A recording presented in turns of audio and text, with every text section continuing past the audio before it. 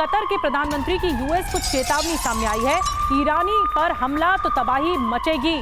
अगर ईरान पर हमला हुआ तो तबाही मच जाएगी। ईरानी परमाणु संयंत्र पर हमला न हो।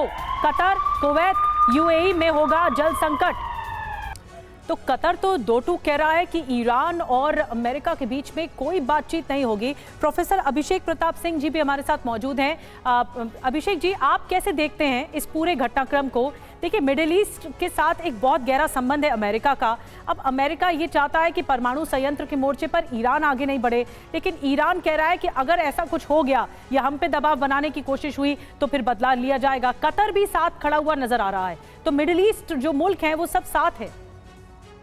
देखिए, सबसे बड़ी बात यह है कि पूरी दुनिया में न्यूक्लियर डिसआर्मामेंट को लेके एक सहमति बनी रहती है। अगर अमेरिकन फॉरेन पॉलिसी को देखें, ओबामा के समय में, जॉर्ज बुश के समय में, क्लिंटन के समय में और इससे पहले बाइडेन के समय में, ट्रंप के समय में, तो वो चाहते हैं कि परमाणु हथियार कहीं ना कहीं असुरक्षित हाथों में ना जाए। पाकिस्तान इसके लिए हमारे सामने एक बड़ा उदाहरण है। लेकिन जो ईरान और अमेरिका का विषय, पहली बात तो दोनों के बीच सीधी बातचीत नहीं हो रही, मध्यस्थता के बीच बातचीत हो रही है। और ईरान के जो विदेश मंत्री, उन्होंने कल बोला है कि जो चैनल है उसी चैनल को फॉलो करेंगे और अमेरिका के साथ सीधी बातचीत नहीं करेंगे।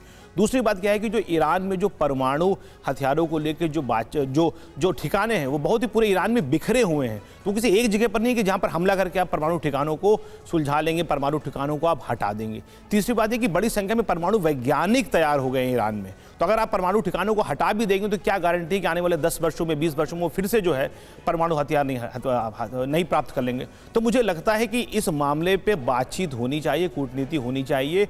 धमकाने से, संघर्ष करने से हल नहीं निकलेगा। ये जरूर है कि जो ट्रंप की डिप्लोमेसी है वो एक प्रेशर डिप्लोमेसी, जिसको हम इंटरनेशनल रिलेशंस में पढ़ते हैं, उसका प्रयोग कर रहे हैं कि शायद प्रेशर डिप्लोमेसी में आकर ईरान इस बातचीत को समझ सके। लेकिन हमें लगता है कि इसमें संघर्ष और बढ़ेगा और वेस्ट एशिया में और क्राइसिस बढ़ेगी।